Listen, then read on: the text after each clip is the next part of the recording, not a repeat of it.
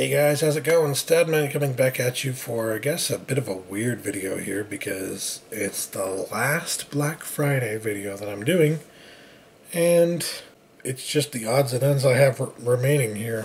So, I'm going to be talking about the things that I got at Barnes & Noble from the Criterion sale, and from Big Lots.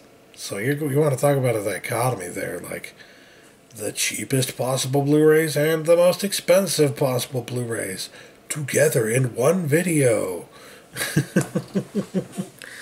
So yeah, that is actually, Big Lots is actually the place where I got the cheapest Blu-rays this year for Black Friday. And Barnes & Noble's happens to be the most expensive that I got. I'm going to start off with Barnes & Noble's because they're on the top, and that'll be easier for me on this stack that I have here. So, yeah, the Criterion sale comes every year this time of year, every November, and that means you can get titles that are normally like $40 freaking dollars for $20. So, everything's half off. You get it for $20, and that's pretty much the best price that you can get on these ultra deluxe high quality editions of movies. So with that in mind, I decided to pick up 3 titles. I didn't have a whole lot of money to spend frivolously this year, so I just decided to go with 3. I figured that would be for the best, and I'm happy with my pickups here. So let's go ahead and show you. I picked up The Philadelphia Story to start off with. This is a fairly new release for Criterion, and as I've said it before, I believe it is one of the best romantic comedies ever made. You got Cary Grant, you got Katharine Hepburn, James Stewart, all 3 of them in a really good movie, something that I actually saw in a film class. So that's where I first learned about this movie, and ever since I've thought, man, that's such a good movie. And I'm so glad that they put it on Criterion. I had no idea that they were going to put it on Blu-ray, on Criterion. And now that they have, I'm very, very happy. Because you may recall I picked up a TCM 4-pack that had the Philadelphia Story in it. And this was the movie that convinced me to purchase that 4-pack, right? There are a bunch of other titles in there that I want to check out, right? But this was the one that convinced me. So I was very happy to find out that this was getting the royal treatment from Criterion, and here it is, in Criterion royal treatment form. So this has the 4K digital restoration, audio commentary from 2005, In Search of Tracy Lord, a new documentary about the origin of the character and her social milieu, new piece about actor Katharine Hepburn's role in the development of the film, 2 full episodes of The Dick Cavett Show from 1973 featuring rare interviews with Hepburn, plus an excerpt of a 1978 interview from that show with director George Cukor, Lux Radio Theater adaptation of the film from 1943 featuring an introduction by filmmaker Cecil B. DeMille, restoration demonstration, trailer, and an essay by critic Farron Smith name. So, yeah, good stuff. Very, very happy to have this in my collection. And as always with Criterion, it looks beautiful inside and out. This one came to $20, and I feel like that's a pretty good price. So, I was very happy with that. But the next item that I picked up here was only $15, and I believe that's because it doesn't have many special features. In fact, there's like 1 feature on this. It's a fairly bare bones Criterion, which isn't something you see very often, but in this case it's something I still wanted just because the premise of it sounded interesting, and I am a fan of the director's other work, so I went ahead and said yes to this. Ministry of Fear by Fritz Lang. Now, I don't know if it's Fritz Lang or Fritz Lang, but I'll say Fritz Lang. I think that's how most Americans say it. I know that I enjoyed his work when it came to Metropolis, so I figured I should see his other stuff. And this was only $15. So I said, hell yeah, that sounds good. Not only was it only $15, and it's a Fritz Lang movie, and it's a Criterion Collection edition, but this is a movie based on a novel by Graham Greene. And the premise of the story sounds so interesting that I had to give it a shot. I had to see whether or not this one was any good. I'm pretty sure it's going to be good. Fritz Lang does very little wrong, and Graham Greene is a great writer, was a great writer, I should say. So it'll be interesting to see whether or not I like this movie, but I think I will. I'm pretty sure I will. And considering that the price was much lower than Criterion Collection titles usually are, I was very happy with the pickup here. I especially love the artwork here. Look at this artwork. This is just beautiful. That's like noir to a T, and then you open it up and you get even more. That's just amazing. I love it. I can't wait to finally check that out. However, because I picked that one up, I decided the other one I'll pick up. The other one I was going to pick up, the third title, should also be a Fritz Lang movie. And it's a Fritz Lang movie that a friend of mine, Ryan Chataway, has been suggesting that I watch for quite some time, and that is M. Just M, a film by Fritz Lang. This one is perhaps even more interesting. Like, the concept behind it to me is even more interesting. A simple, haunting phrase whistled off screen tells us that a young girl will be killed. Who is the murderer? Pleads a nearby placard as serial killer Hans Beckert, played by Peter Lorre, closes in on little Elsie Beckman. In his harrowing masterwork M, Fritz Lang merges trenchant social commentary with chilling suspense, creating a panorama of private madness and public hysteria that to this day remains the blueprint for the psychological thriller. Now, you know me, I love psychological thrillers. So, if I'm a fan of psychological thrillers, probably going to enjoy the blueprint for psychological thrillers, you know what I mean? And this one has a boatload of special features, just a boatload. You got the new transfer, you got audio commentary by German film scholars Anton Kays and Eric Rentschler. The long-lost English language version of M from a nitrate print preserved by the British Film Institute. Thank you, BFI. Conversation with Fritz Lang, a 50-minute film by William Friedkin. Claude Chabrol's M. Le Maudit, a short film inspired by M, plus a video interview with Chabrol about Lang's filmmaking techniques. Video interview with Harold Nebenzahl, son of M producer Seymour Nebenzahl. Classroom audio tapes of M editor Paul Falkenberg discussing the film and its history, set to clips from the movie. Documentary on the physical history of M, from production to distribution to digital restoration. Gallery of behind-the-scenes photographs and production sketches, plus a booklet featuring an essay by film critic Stanley Kaufman, the script for A Missing Scene, 3 contemporaneous newspaper articles, and a 1963 interview with Lang. I can't decide on how to say his name, but yes. This looks awesome. The movie sounds awesome. The special features look amazing. And if Ryan Chataway is right when he says that I'll love this movie, then I think I made a pretty good pickup here. I don't know about you, but I figured if I'm getting this one Fritz Lang movie here, I should probably also get M, the one that was recommended to me by my good friend Ryan. So, yeah. I shall probably check this one out first because, well, not only did it come out in 1931 as opposed to Ministry of Fear coming out in 1944, so it predates it, and kind of want to watch the work of Fritz Lang in order, you know what I mean? But there's just so much more to go on here. There's so much more. Like this one, psychological thriller. I love psychological thrillers. There's a 50-minute film by William Friedkin that I'm very interested in seeing right now. There's just a lot of stuff to dig through on here that I can't wait to check out. So yeah, ultimately I got 2 Fritz Lang movies here out of the Criterion Collection, $15 and $20.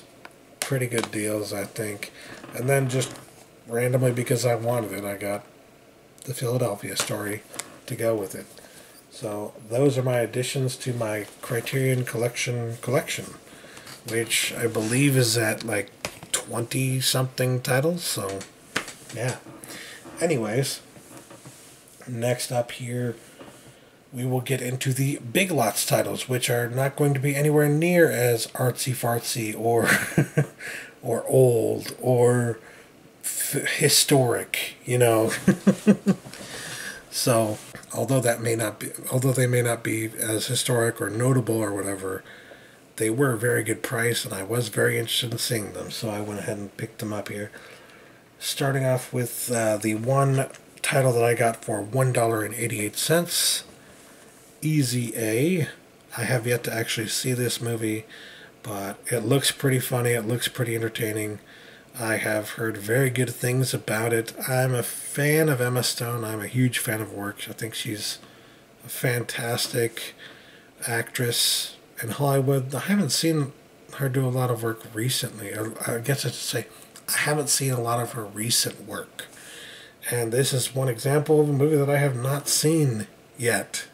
That is maybe not even that recent. You know, this is like, what, 6-7 years old or something like that. I don't know. It's been a while, and I still have yet to see it. So I said, you know what, $2, paying $2 to check something out, not that bad of a price, not that bad of a deal, and it's also at a price that if you don't like it, you could probably sell it for more than you paid for it. So yeah, whatever the case may be, very happy to have gotten this for such a good price, and can't wait to check it out. Next up here for $2.88, I got The Fault in Our Stars, which this is the Little Infinities Extended Edition. I really enjoyed this. I guess I wouldn't say it's like the best movie I've ever seen, but it's a pretty good movie, and I'm a fan of John Green's work. I still need to see Paper Towns. I'm sure it's going to be good, but I haven't seen it yet. I love the writing, obviously, because John Green's a really great writer, and the acting was pretty good, but ultimately it was the story that made this movie so good. So, yeah, very happy. First of all, I'm very happy that this did well in theaters, because that allowed John Green to start, you know, selling some of his other stories and making more money that way, and he does a lot of good for a lot of people in the world, so I'm actually really happy that this did well. But I'm also glad that I was able to get it for such a good price, because, well, I don't know if I would have wanted to pay that much for it. I'm not really that big of a fan, if you will, I'm a fan of John Green, right? But I'm not that big of a fan of the teen drama stuff, if you will. And this very much is a teen drama film. So I really, although I liked it, I can't really relate to it. And I'm sure I'll watch it again at least once or twice. So for $3, definitely wanted that in my collection. And it's worth noting, pretty cool that it also came with these wristbands. I might just give these to my niece, or nieces I should say. I have 3 nieces and there are 3 wristbands, so there you go. Also for $2.88, I got 1 Hour Photo. Now this is one that a lot of people have noted is a really good release for a really low price, but this is probably the lowest price that I've ever seen for it. I will say that this is a disturbing movie to me. I find it very, very disturbing. But that being said, that doesn't mean it's bad. It just means it's kind of difficult to watch, but I still want to see it again because it's been long enough that I really need to get around to watching it again to see if it holds up, to see if it is perhaps even better than I remember it being. It was difficult to watch at the time. Maybe now I'll find even more meaning out of it, or get even more meaning out of it, because at the time that I watched it the first time, I still wasn't quite as well learned in the way of film as I am now. So, you know, with time and experience comes understanding, and with understanding comes better appreciation of the things that you previously either didn't like or did like, and understanding why. So that's why it is always worth revisiting certain movies, and I feel like this is one that's definitely worth revisiting, and that's why I picked it up here for $2.88. Such a good price, especially considering all the special features.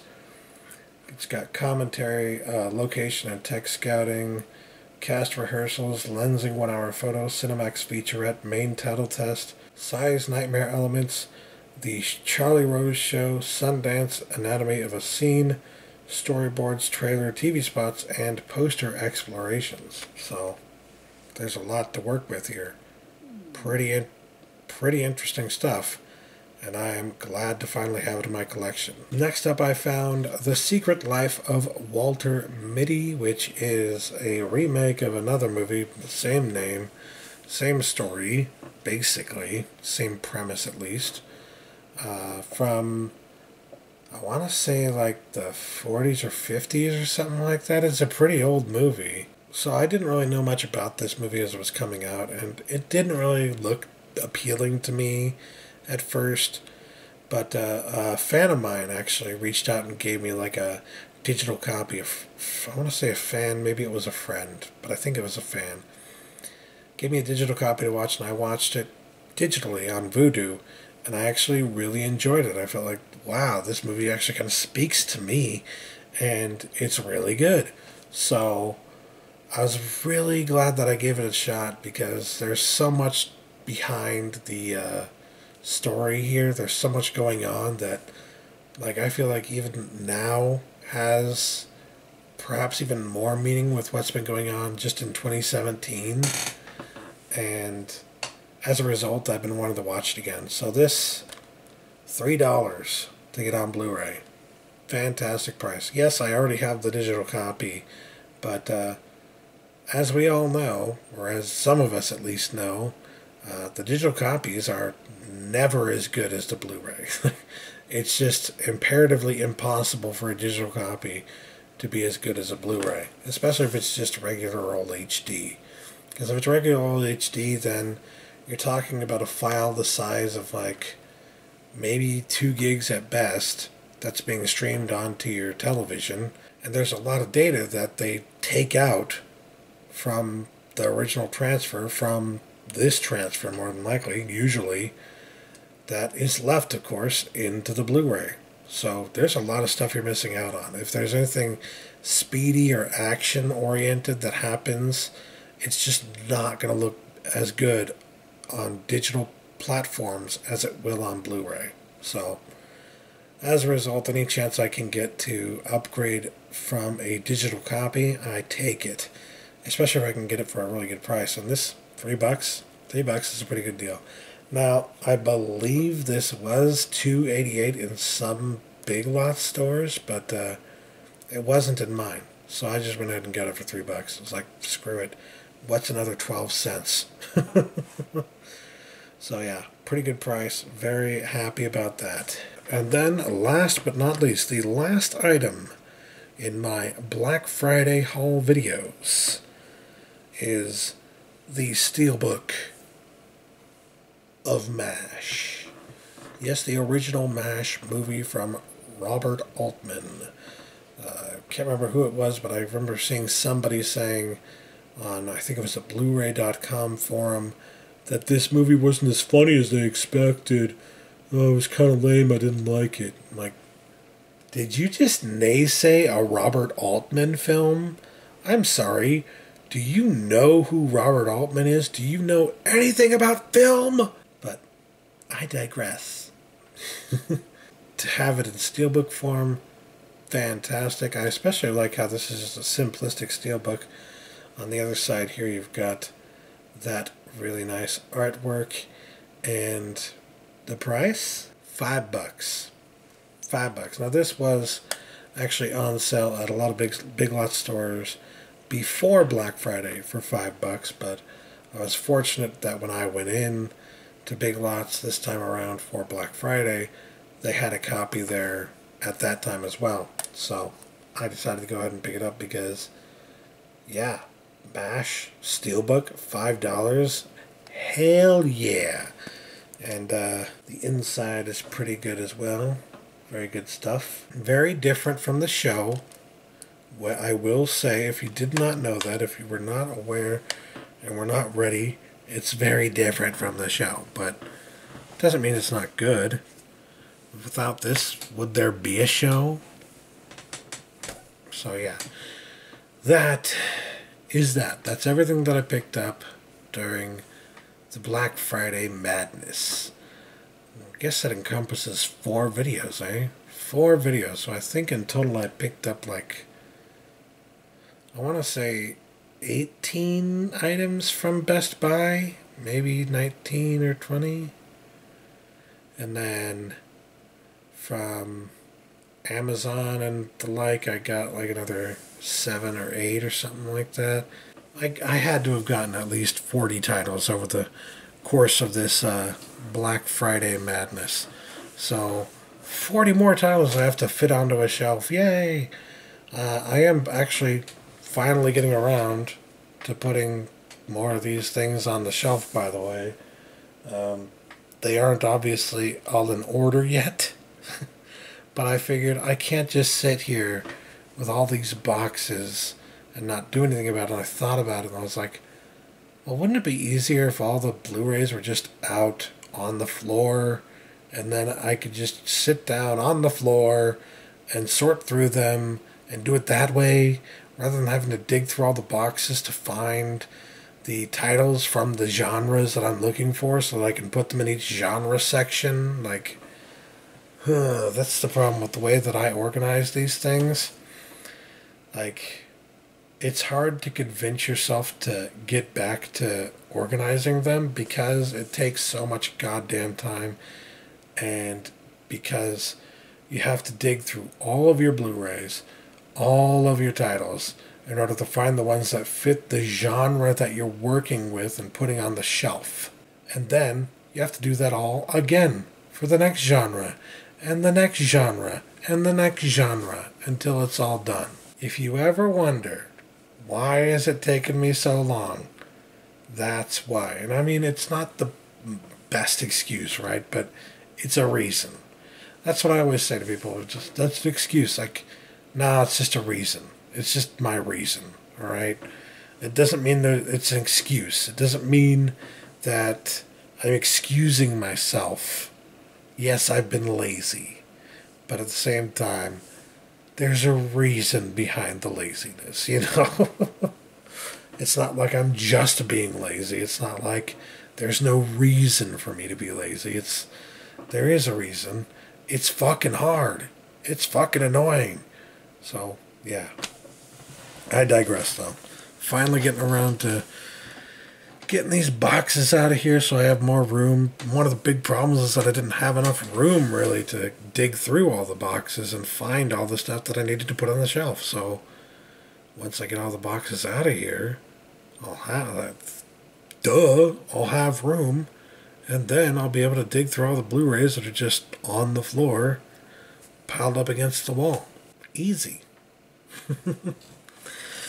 So, that will do it. That is that for me today, and probably for a little while, because I have not seen any other good deals since. It has been about 2 weeks now, and I have not really seen any deals worth picking up since then. Literally, it was just Black Friday, and then no good deals for as far as the eye can see. So, yeah. Who knows when the next time is that I'll find a good price on something, but with the holiday season coming up, I'm probably not going to be spending a whole lot of money on Blu-rays or anything of the sort. So, yeah, we'll see. Maybe I'll do some other kind of video if you want me to. I don't know. That'll do it for me today. Thanks for watching, guys. Catch you later. Peace.